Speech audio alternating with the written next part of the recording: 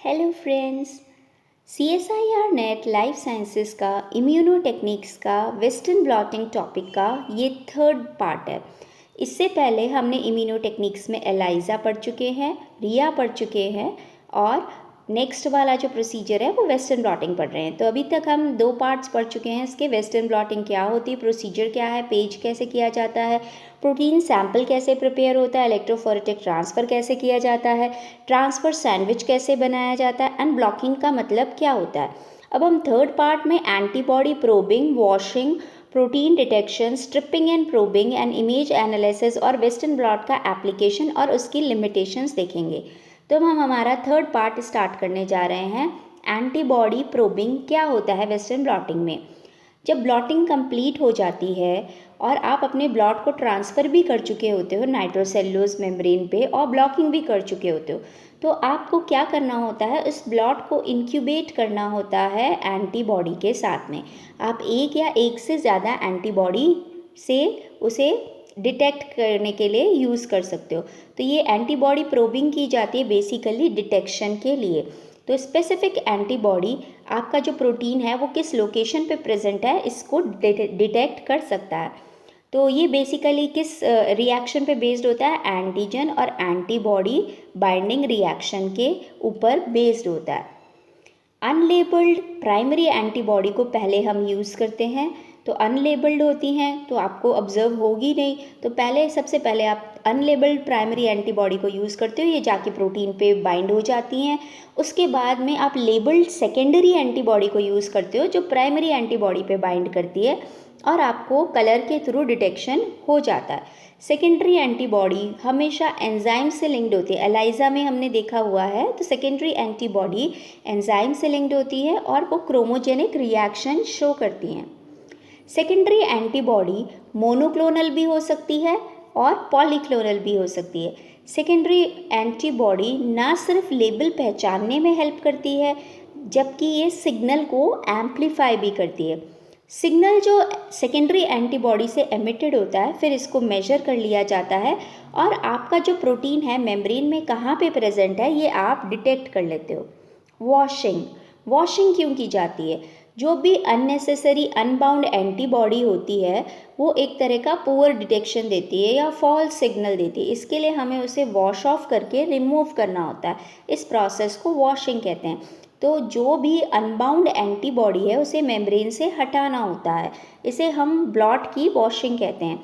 इसके लिए आप यूज़ करते हो ट्वीन 20 का TBS में या PBS में जो वॉशिंग के लिए यूज़ किया जाता है। अब हम एंटीबॉडी प्रोबिंग का प्रोसीजर देख लेते हैं। ये आपकी प्राइमरी एंटीबॉडी है जो बिल्कुल भी लेबल्ड नहीं है, इसको आप इंक्यूबेट करते हो मेम्ब्रेन के साथ में। तो अब यहाँ पे एक ही एंटीबॉडी जो है वो बाइंड करेगी, बाकी जो है वो नॉन स्पेसिफिक बाइंडिंग शो कर रही है, बाइंड तो नहीं हुई, मतलब वो अनबाउंड है। तो अनबाउंड वाली को आप एक्सेस वाली को वॉशिंग से रिमूव कर देते हो। नेक्स्ट स्टेप के अंदर अब हम डिटेक्शन करेंगे। प्रोटीन के डिटेक्शन में जो भी अनबाउंड प्रोब्स हैं उनको वॉश ऑफ कर देते हैं। उसके बाद में आप सेकेंडरी एंटीबॉडी यूज़ करते हो। सेकेंडरी एंटीबॉडी एंजाइम से लिंक्ड होती है। तो एंजाइम जो आप यूज़ करते हो एल्कलाइन फॉस्फेटेजेस होती है या हॉर्स रेडिश पेरोक्सीडेज होती है। ये जो एंजाइम है ये सेकेंडरी एंटीबॉडी को लेबल करने के लिए यूज़ की जाती हैं। 4 मेथड्स डिटेक्शन ऑफ प्रोटीन के लिए यूज़ किए जाते हैं। तो कौन कौन से मेथड हैं, आप क्रोमोजेनिक डिटेक्शन यूज़ कर सकते हो, यहाँ हम क्रोमोजेनिक डिटेक्शन डिस्कस करेंगे। आप केमिल्यूमिनेसेंस डिटेक्शन भी यूज़ कर सकते हो, मतलब अगर आप उसके साथ में कोई ल्यूमिनेसेंट सब्सटेंस लगा देते हो, या फ्लोरेसेंस डिटेक्शन या रेडियो एक्टिव डिटेक्शन। तो प्रोटीन का डिटेक्शन इन 4 मेथड में से आप कोई भी डिटेक्शन मेथड यूज़ कर सकते हो। इधर हम chromogenic detection for example use कर रहे हैं। अब ये यहाँ आपकी डिटेक्शन के लिए, बाकी तो सारी आपने वॉश ऑफ कर दी थी, ये एक जो स्पेसिफिकली प्रोटीन से बाउंडेड प्राइमरी एंटीबॉडी थी वो बाउंड है, लेकिन अभी आप इसको देख नहीं सकते हो। इसीलिए अब आप क्या करोगे, एक सेकेंडरी एंटीबॉडी जो एंजाइम से लेबल्ड है वो यूज़ करोगे। अब सेकेंडरी एंटीबॉडी भी अलग अलग जगह बाइंड होती है, तो आपको नेक्स्ट स्टेप वॉश स्टेप करना होता है। जो एक्सेस वाली होती है वो वॉश ऑफ हो जाती है, लेकिन जो सेकेंडरी एंटीबॉडी प्राइमरी से जुड़ी हुई है वो वहाँ पे प्रेजेंट होती है। नेक्स्ट स्टेप में ये जो एंजाइम है सबस्ट्रेट के साथ में रिएक्ट करती है, और जैसे ये वाली एंजाइम किससे अटैच थी, हॉर्स रेडिश पेरोक्सीडेज से, तो ये सबस्ट्रेट के साथ में रिएक्ट करती है। और अब आप इसमें सबस्ट्रेट डाल देते हो। सबस्ट्रेट डालते ही, सबस्ट्रेट यहाँ आपने क्या डाला है, 4-chlor-1-नेफ्थॉल डाला है। तो 4-chlor-1-नेफ्थॉल डालने के बाद में कलर डेवलप हो जाता है। ये कलर बैंड आपको दिख रहा होता है, तो आपका जो स्पेसिफिक प्रोटीन है उसकी लोकेशन आपको क्लियरली दिख जाती है इस रिएक्शन के through. Stripping and probing, reprobing का मतलब क्या होता है? स्ट्रिपिंग एक बहुत ही इंपॉर्टेंट मेथड है जिस मेथड से आप प्राइमरी एंड सेकेंडरी एंटीबॉडी को रिमूव करते हो वेस्टर्न ब्लॉट से। तो एक सिंगल ब्लॉट को अगर आपने एक बार ब्लॉट ऑब्टेन किया है, तो अभी आपने जैसे देखा था एक प्रोटीन हमने डिटेक्ट किया, लेकिन अभी आपको दूसरा प्रोटीन डिटेक्ट करना है, और सीक्वेंशियल एनालिसिस में ये वाला प्रोसेस यूज़ किया जाता है। तो इस प्रोसेस में आप क्या करोगे, स्ट्रिपिंग करोगे, क्योंकि जहाँ एंटीबॉडी इंक्यूबेट हो चुकी है उसको आपको रिमूव करना है, वो प्रोसीजर आपका स्ट्रिपिंग कहलाता है। तो आप क्या करते हो, एक सिंगल प्लॉट को एनालाइज कर सकते हो सीक्वेंशियली मल्टीपल एंटीबॉडीज के थ्रू बाय स्ट्रिपिंग। जो पहले वाली एंटीबॉडी लगी है उसको स्ट्रिप करके हटा दो, और फिर इंक्यूबेट करो आपके ब्लॉट को वापस से दूसरी एंटीबॉडी के साथ में। तो मेम्ब्रेन को यूजुअली स्ट्रिप किया जाता है सो दैट आप बहुत सारे प्रोटीन्स का जो है सेम मेम्ब्रेन के अंदर डिटेक्शन कर सको। बार बार तो आप जेल इलेक्ट्रोफोरेसिस नहीं करते हो, तो सेम जो आपकी मेम्ब्रेन है उसके अंदर आप स्ट्रिपिंग करते हो, फिर रीप्रोबिंग करते हो, और फिर आप डिटेक्ट कर लेते हो कि कहाँ कहाँ पे आपका प्रोटीन प्रेजेंट है।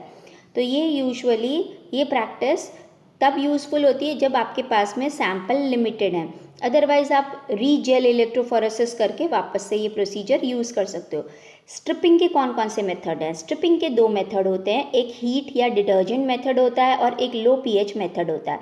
हीट एंड डिटर्जेंट मेथड के थ्रू एंटीबॉडी रिलीज़ हो जाती है, और लो पीएच मेथड के थ्रू क्या होता है कि जो एंटीजन बाइंडिंग साइट होती है वो इनएक्टिवेट हो जाती है।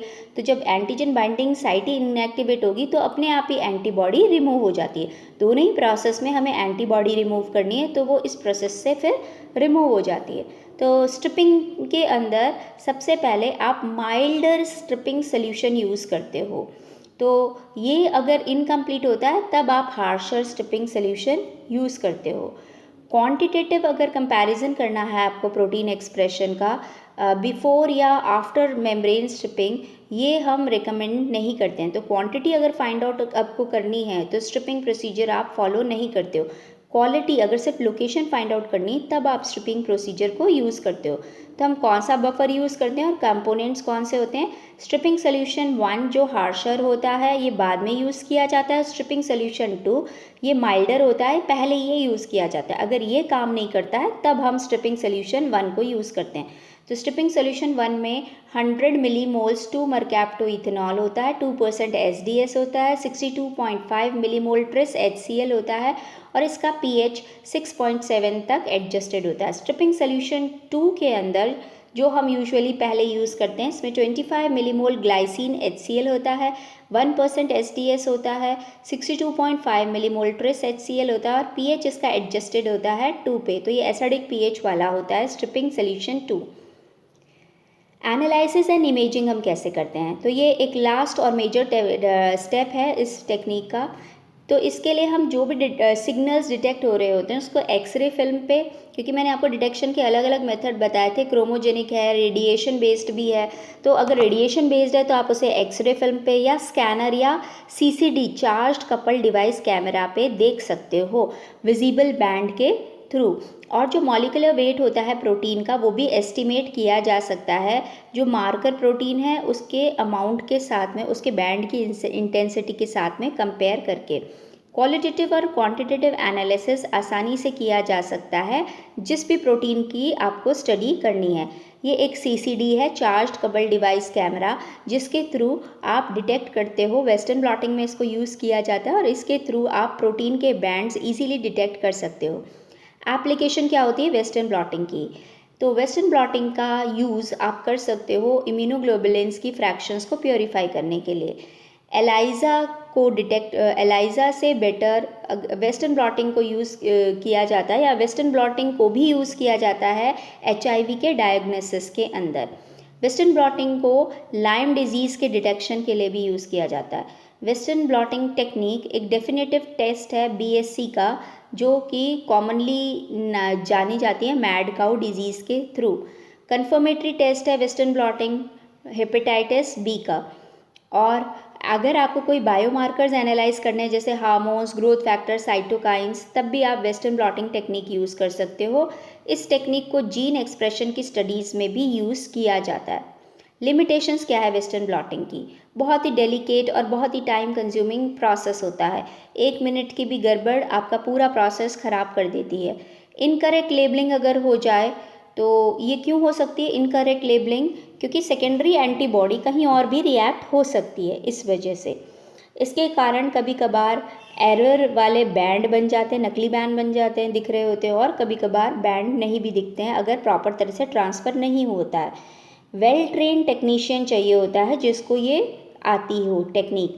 प्राइमरी एंटीबॉडी अवेलेबिलिटी बहुत ही इम्पॉर्टेंट होती है इस प्रोसेस के लिए। और ये एक सेमी क्वांटिटेटिव स्टडी अगर आपको करनी है तो ये बेस्ट है। मतलब अगर आपको कंपेयर करना है कहाँ पे है या कि कहाँ पे प्रेजेंट है प्रोटीन, तो उसके लिए बेस्ट है। लेकिन फॉर क्वांटिटेटिव टेक्निक ये उतनी अच्छी टेक्निक नहीं है।